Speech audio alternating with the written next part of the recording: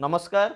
आज से भिडटी जो मैंने निज पार्ट टाइम रोजगार खोजुंट सी पाठ पढ़ुवा छात्र छात्री हूँ कि स्वल्प दरमार 8 घंटा ड्यूटी करुवा जॉब श्रेणी लोक मैंने हूँ कि छोट व्यवसाय आरंभ कर व्यक्ति विशेष मैंने कि गृहिणी मैंने तो समस्त ये भिडटी ध्यान दे शुणे निश्चित आपन को ये भिडटी बहुत सहयोग कर रोजगार क्षम हाँपाई। तो गोटे जदि आम उदाहरण स्वरूप नवा ताल बहुत भल बुझीपारे। तो जड़े गोटे जगार पेट्रोल पंप्रे पेट्रोल पकड़ापी जॉब करुले तो तांकर ड्यूटी थाए 8 घंटा। तो से ड्यूटी 8 घंटा करने भितर गोटे कंढे वाला आसी कंढईटे बिक्री करने को प्रयास करथिला किंतु से पेट्रोल पंप्रे जॉब करुवा व्यक्ति विशेष एक्स्ट्रा किसी रोजगार आवश्यक थिला तेणु सी कंढई वाला को पचारि कि आप जो कंढई बिकुंट आपन को गोटे कंढई केते टंका बिकती ना मु 100 टंकार बिके किणती केते टंकार ना 70 टंकार। तो गोटे कंढई पिछा 30 टंका मु प्रॉफिट करे। तो दिन को एवरेज आपड़ी देखते केते जाए ना जब एवरेज देखा जाए ताले मु 10टी कंढई बिक्री करें अर्थात से पर डे 300 टंका प्रॉफिट रोजगार करती।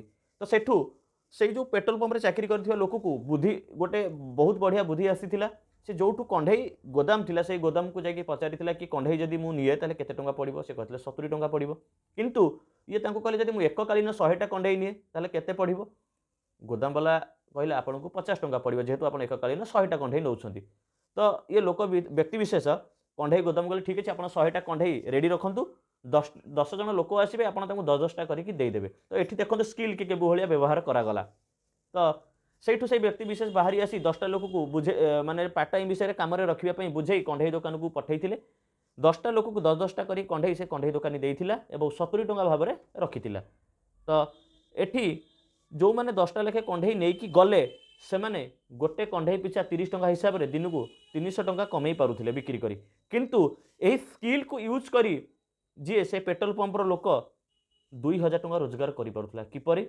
निजर नेटवर्क को यूज करी 10 जन को रोजगार क्षम करी जदि गोटे कंढई ताको किना पड़ुला 50 टंका सी एम को दौला 70 टंकार।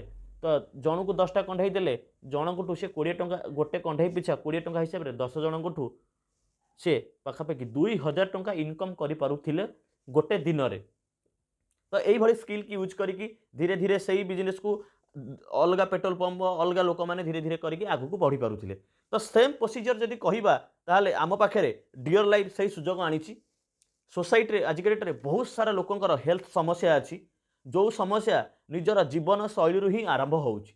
तो आमे निज जीवन शैली की सठिक रखा सहित तापर किसी शिखी आमे लोक मानू शिखेबा द्वारा लोक मैंने डियर लाइफ सहित जड़ित हवा द्वारा आमको किसी कमिशन मिली थाए किसी रिटेल प्रॉफिट मिली थाए ता सहित जदि आमे अन्य को रेफर करुचे ये काम करने एथरे शिखापी एथरे बिजनेस करने ताहले आमको भी रेफर हिसाब से आमको भी इनकम मिली थाए। तो यहीपरि आमे टीम करी एठी पार्ट टाइम हिसाब से आमे आमको रोजगार क्षम करिपरिबा।